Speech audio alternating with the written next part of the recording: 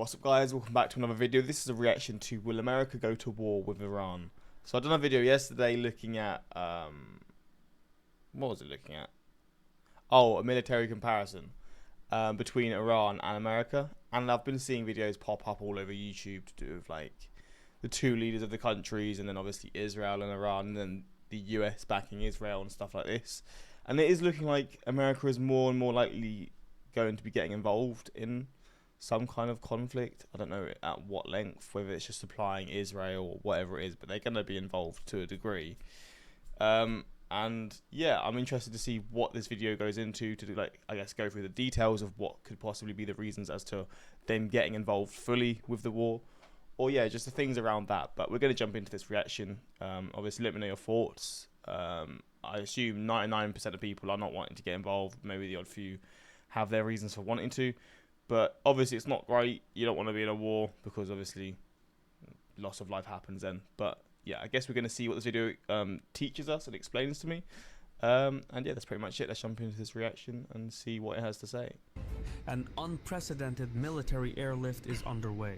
On June 16th, at least 32 tanker aircraft departed from American bases toward Europe, landing at key stopover bases for Middle East operations. The mission remains undisclosed, but it's not for some military exercise. A fleet of 32 tankers can support well over 200 combat aircraft operating at the same time. Jesus. Meanwhile, on the other end of the globe, the USS Nimitz Carrier Strike Group has cancelled its scheduled port call in Vietnam and left the South China Sea. It is headed toward the Middle East to join the... We're gearing up then. Jesus, bro, that's power, isn't it? They're like so far away, but they can just, you know, probably within this, all of these things that they have, all these bombers, etc., and obviously these aircraft carriers, etc., like they're gonna have more power than probably the majority of the Iran military. Aircraft carriers that are already there. This kind of buildup usually signals preparations for a large-scale air campaign. If America plans to support Israel's campaign offensively, these tanker planes and aircraft carriers would be among the most critical assets. In the coming days, the United States may find cause to get directly involved, if it hasn't already. The drumbeats are distant, but they're marching this way. For days, Netanyahu has urged Trump to join the war against Iran. He may have finally given in to the pressure. Recently, he demanded Iran's unconditional surrender and claimed the US knows the supreme leader's exact location but will not target him for now.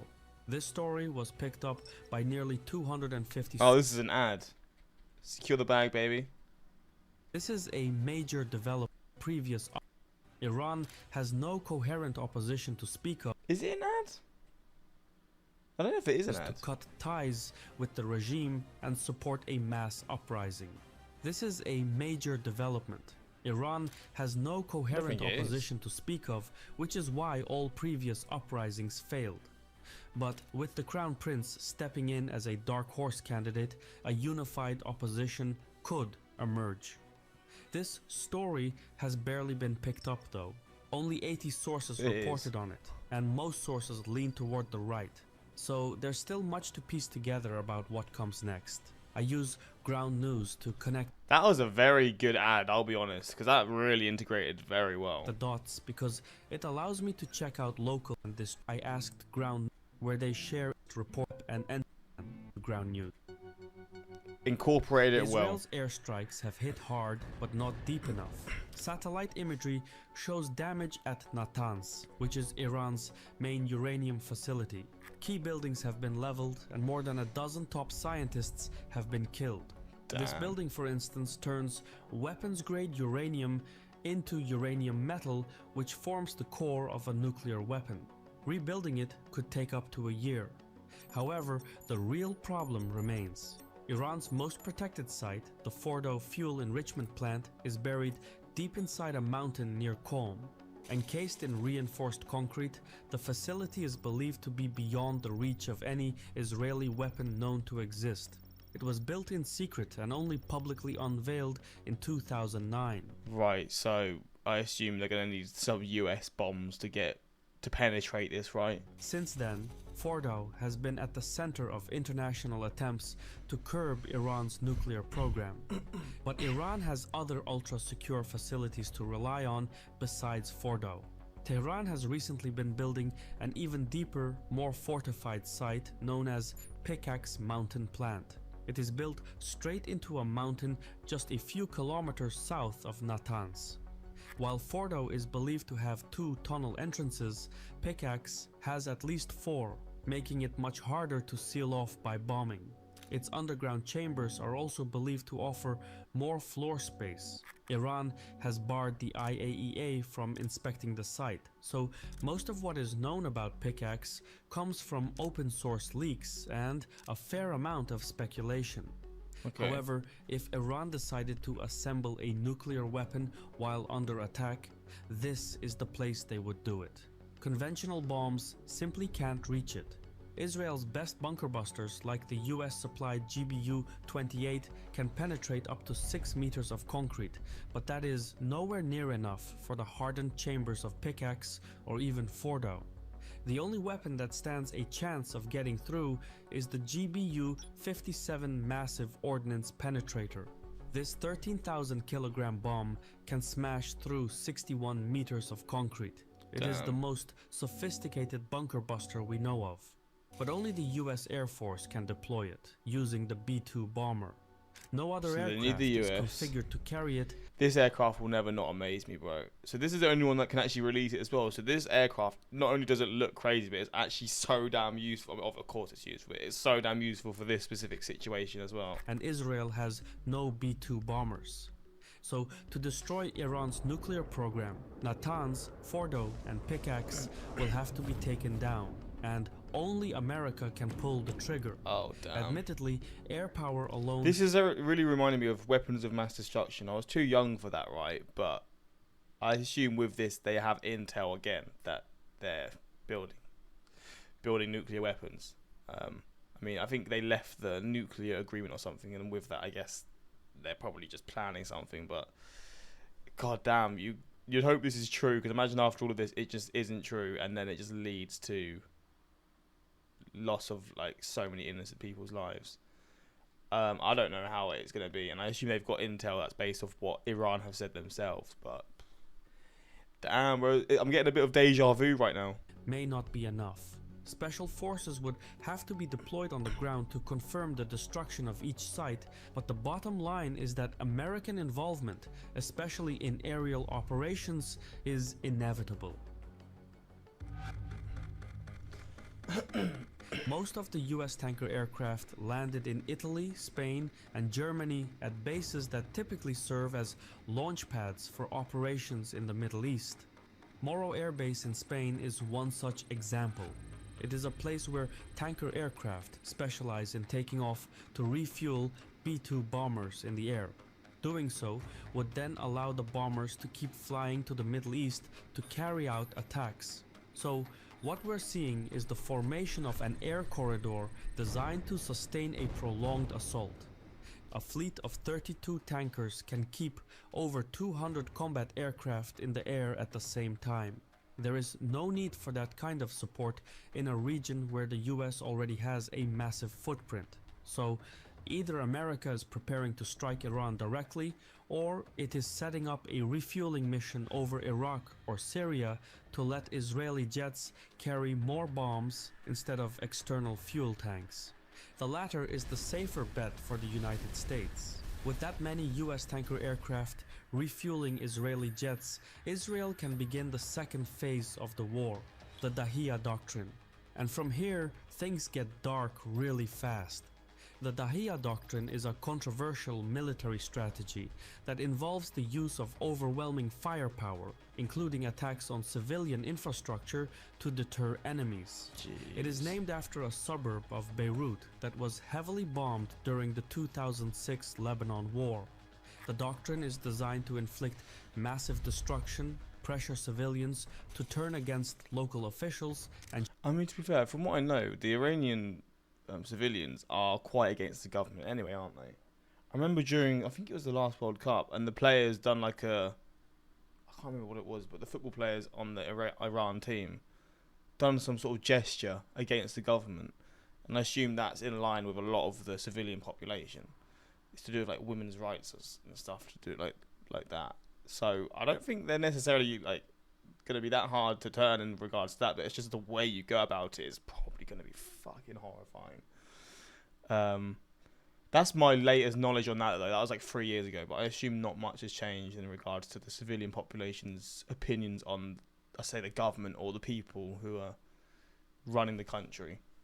But damn, bro, this is looking a bit too familiar. Shift blame onto non-state actors who operate within civilian areas. Former Israeli General Gadi Eisenkot described it bluntly. If a rocket is fired from a village, the entire village becomes a target. Israel is expected to apply that in Tehran, which would explain the additional tanker aircraft en route to the region. They're going to ramp up the aerial assault. The casualties would be enormous. Already, a mass exodus of civilians is underway, with many fleeing Tehran for safer ground. This shit is actually so horrifying, bro, because you know Israel are sticking to that word as well, because they don't give a shit, let's be real. They'll just literally just destroy whatever they can, and that is so scary, because, I mean, Tehran, for example, that's a massive city.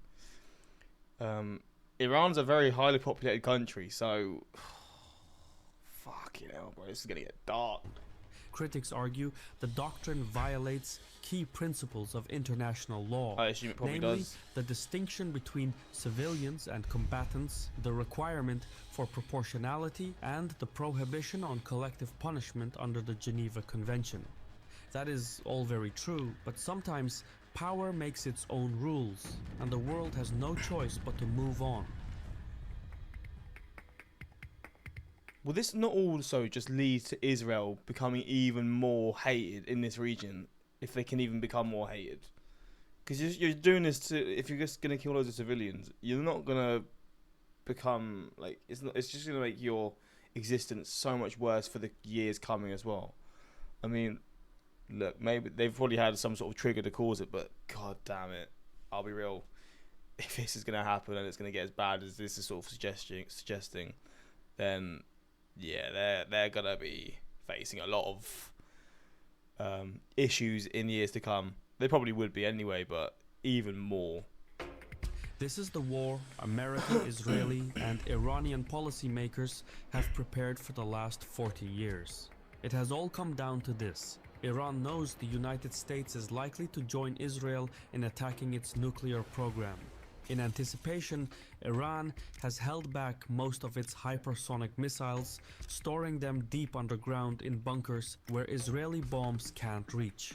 These missiles, designed to evade standard defenses, including the Iron Dome, are not meant for symbolic retaliation. They are reserved for targeted, high-impact strikes on key US military assets across...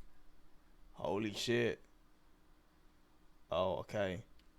I guess this sort of makes a bit more sense than I assume for the US's sort of reasoning, because if this is true and they're actually manufactured, they've created these missiles that can just avoid being shot down, then goddamn, the US is not gonna play around if one of its bases gets hit or whatever. They're gonna fully fucking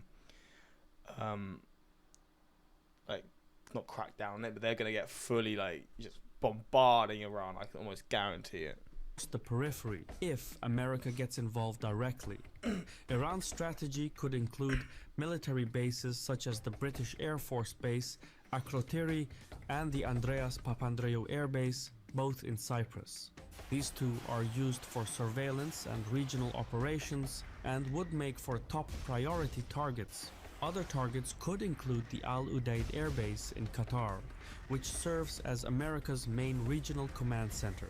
Also at risk are the Qadisiyah Air Base and the Harir Air Base in Iraq, the Ali Al Salem Air Base and Camp Arifjan in Kuwait, the Al Dhafra Air Base in the UAE, the Muwafaq Salti Air Base in Jordan, and the Prince Sultan Air Base in Saudi Arabia. Also within range are the US carrier strike groups in the Red Sea and Eastern Mediterranean, but also the Naval Support Activity Base in Bahrain. which is home to the US Fifth Fleet. If Iran fires its hypersonic missiles at these sites, the casualties would be massive, especially if equipped with dirty bombs to scatter radioactive materials.